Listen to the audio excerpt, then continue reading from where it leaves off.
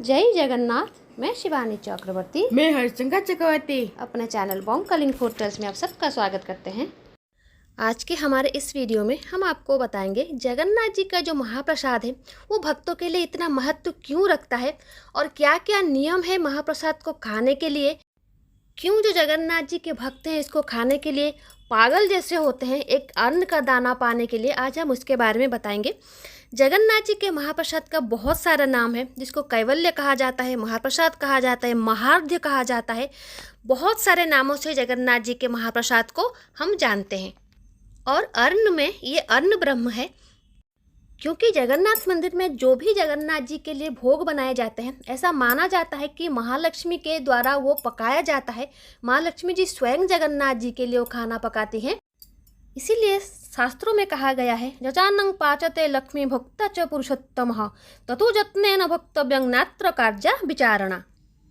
अर्थात जो भोजन स्वयं महालक्ष्मी पकाती हैं और जिसके भोक्ता मतलब भोजन करने वाले स्वयं श्री पुरुषोत्तम जगन्नाथ जी हैं, वो दिव्य प्रसाद को समय काल कुछ भी विचार ना करके आप कहीं पर भी भोजन कर सकते हैं। कहीं पर भी मतलब कहीं पर भी हो आप जगन्नाथ महाप्रसाद को भोजन कर सकते हैं। और ब्रह्मांड पुराण में भी लिखा है, अत्र पाचयते लक्ष्मी भुक्तहं यज्ञ भुक् स्वयं भोक्तव्यं मुनिर्भिव्य प्रज्यत्र कार्या विचारणा। अर्थात स्वयं माँ लक्ष्मी यह भोजन पकाती हैं और मैं स्वयं, ये जगन्नाथ जी कह रहे हैं, मैं स्वयं इसका भोजन करता हूँ। तो मुनि ऋषि ब्राह्मण सहित नर नारी किन्नर वानर सब इसको कहीं पर भी किसी भी अवस्था में भोजन कर सकते हैं।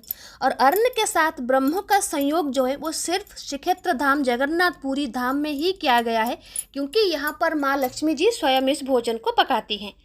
महाप्रसाद सेवन के कुछ नियम हैं, जैसे महाप्रसाद भोजन में छुआछूत की कोई ऐसी बात नहीं होती। हर कोई एक साथ बैठ के इसको भोजन करता है। जब आप महाप्रसाद भोजन करते हैं तो सिर्फ आप भक्त होते हैं, यहाँ पर कोई छुआछूत नहीं होता। और दूसरा है, आपको नीचे बैठ के महाप्रसाद भोजन करना है। जगन्नाथ जी का भोजन आप आसन पे बैठ के भोजन नहीं कर सकते। आप वही मंदिर में भोजन करें या फिर कहीं पर घर में लाकर उस महाप्रसाद का भोजन करें, आपको नीचे बैठकर ही भोजन करना है। किसी भी जगह पर आसन हो या फिर टेबल वगैरह हो उस पर बैठ के आप भोजन नहीं कर सकते।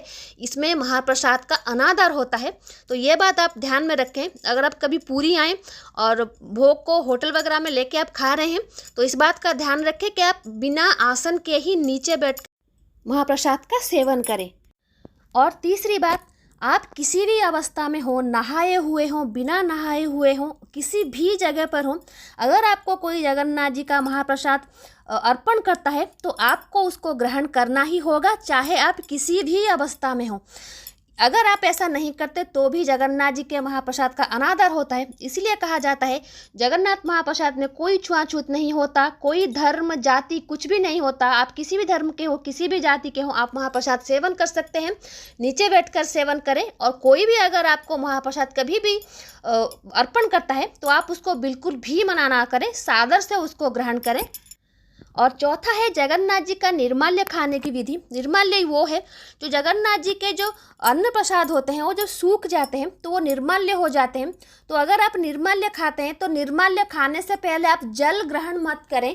बहुत सारे लोग सूर्य भगवान को जल अर्पण करने के बाद जगन्नाथ जी का निर्माल्य सेवन करते हैं। तो निर्माल्य की विधि यही है, सबसे पहला जो अन्न का दाना आपके पेट के अंदर जाना चाहिए वो निर्माल्य का होना चाहिए, जल नहीं होना चाहिए। निर्माल्य के साथ आप जल लें, पहले जल लेकर निर्माल्य नहीं खाया जाता। ये है निर्माल्य खाने की विधि।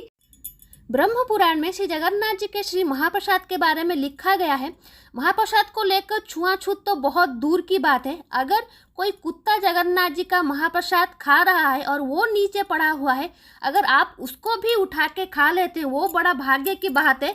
और उसको ब्रह्मा जी तक ग्रहण करते हैं, मतलब कुत्ता कोई खा रहा है वो नीचे पड़ा हुआ है उसको भी भगवान ब्रह्मा ग्रहण करते हैं। वो महाप्रसाद का महत्व इतना है। और इसको बताने के लिए ब्रह्म पुराण में लिखा गया है, कुकुरस्य मुखाद्भ्रष्टं ममानं यदि जायते ब्रह्मा दौरापि तद्भक्ष्यं भाग्यो तो यदि लभ्यते।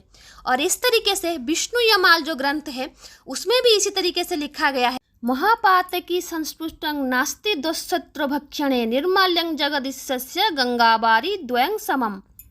इसका अर्थ ये है, जो महापापी होते हैं वो भी अगर उसको छू देते हैं, जगन्नाथ जी के जो महाप्रसाद है उसको अगर छू भी देते हैं, फिर भी वो निर्माल्य दूषित नहीं होता। वो जगन्नाथ जी का जो प्रसाद है वो दूषित नहीं होता, वो गंगा जल जितना ही पवित्र रहता है। तो इस तरीके का महत्व रखता है जगन्नाथ जी का महाप्रसाद। तो ये थी छोटी सी जानकारी जगन्नाथ जी के महाप्रसाद के ऊपर कि इसके महत्व क्यों इतना है। तो आज के लिए इतना ही। रहते हैं। जय जगन्नाथ, जय माँ काली।